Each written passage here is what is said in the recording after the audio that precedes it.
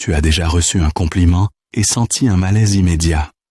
Tu as déjà souri par politesse en te demandant ce qui venait de changer. Cette courtoisie protège la relation quand elle est sincère.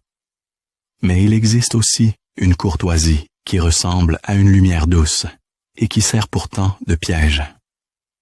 Elle ne cherche pas la paix. Elle cherche une prise, une emprise sur toi. Elle s'approche avec des mots impeccables, puis repart avec un morceau de ton espace intérieur, sans faire de bruit.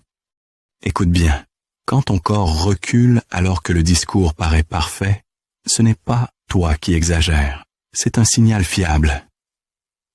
La forme peut être lisse, l'intention peut être anguleuse, cachée derrière le décor.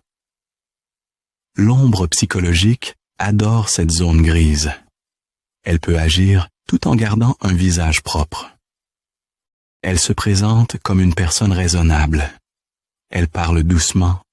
Elle te félicite, t'écoute, puis installe une règle invisible qui commence à guider tes choix.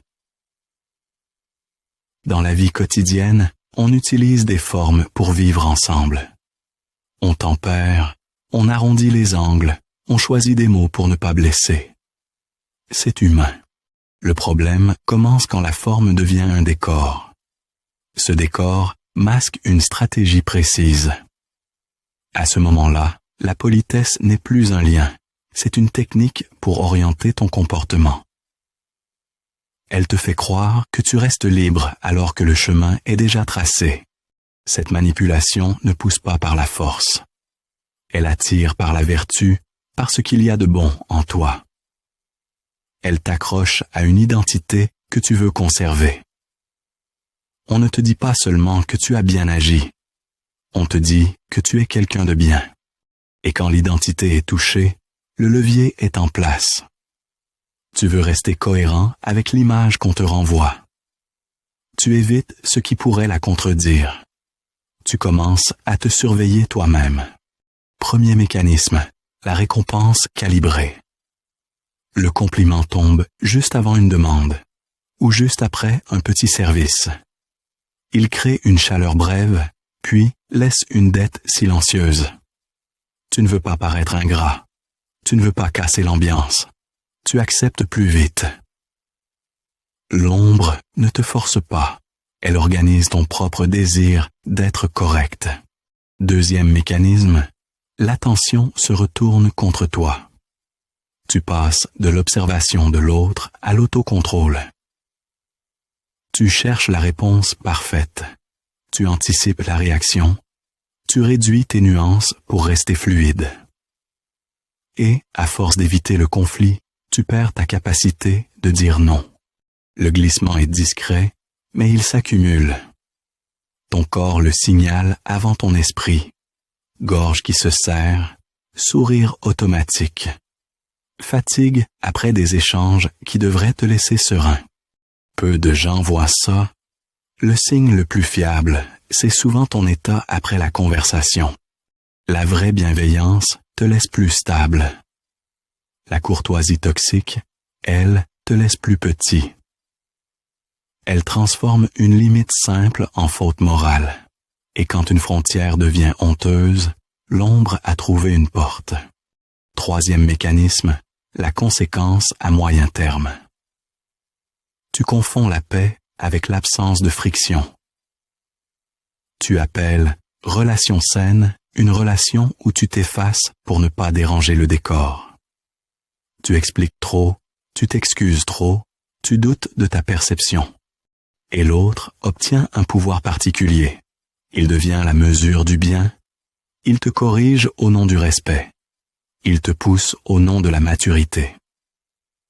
Le plus dangereux, c'est que tout reste poli en surface. Pour repérer un saboteur émotionnel déguisé en allié, observe ces 7 signaux faibles. Après l'échange, tu te sens redevable sans raison claire. Tu sens une pression douce vers un oui. Le non devient lourd. Ton refus est recadré comme une preuve d'immaturité. Les valeurs sont utilisées comme des outils pour te conduire où l'autre veut. Le compliment arrive juste avant la demande. Préparation émotionnelle. Quand tu demandes une précision simple, l'ambiance se refroidit. On te fait sentir que tu compliques. Avec le temps, tu cèdes plus vite à leurs réactions habituelles, comme si tu devais demander la permission d'être toi. Un test simple. Apporte de la clarté. Dis que tu veux réfléchir. Demande des détails. Dis que tu n'es pas disponible. Et observe. Un allié réel respecte la clarté.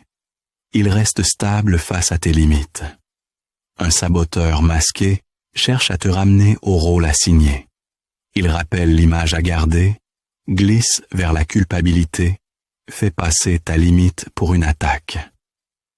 Pose aussi des repères concrets. Qu'est-ce qui est attendu de toi exactement? Qu'est-ce qui se passe si tu refuses? La relation tient-elle quand tu n'es pas disponible? Une réponse claire, c'est un échange adulte. Un soupir ou une leçon de morale, c'est peut-être un masque. Que faire sans devenir froid ni paranoïaque? Ralentis. Réponds avec une phrase claire. Demande du temps, pose une question simple et regarde la réaction. Si l'intention est de contrôler, la patience disparaît vite. L'irritation apparaît. C'est là que tu vois la mécanique réelle et que tu reprends ton centre. Tu peux rester respectueux tout en restant ferme. Tu peux être chaleureux sans te livrer. Tu peux dire non sans te justifier. Et tu peux quitter un décor poli quand ton espace intérieur se rétrécit. Si tu veux aller plus loin, rejoins notre communauté. On y apprend à distinguer la douceur qui relie de la douceur qui capture, à reconnaître l'ombre même quand elle sourit, et à te choisir sans culpabilité.